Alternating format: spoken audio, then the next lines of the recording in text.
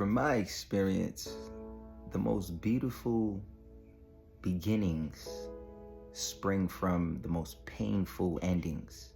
And let me know if you relate, but the times where I didn't know what was next.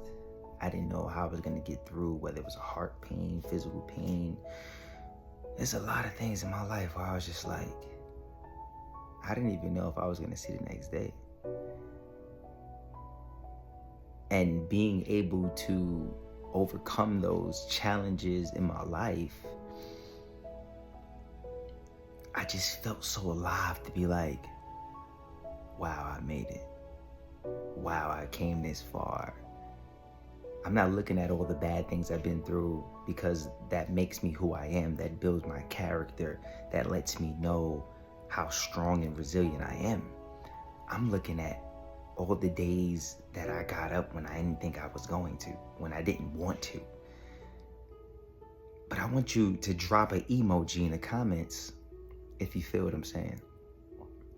And for those who have been through a beautiful beginning from a bad ending, I would love for you to comment, what was your beautiful beginning? I want to know, I want to hear. I know so many people could relate, but I'm glad I made it this far.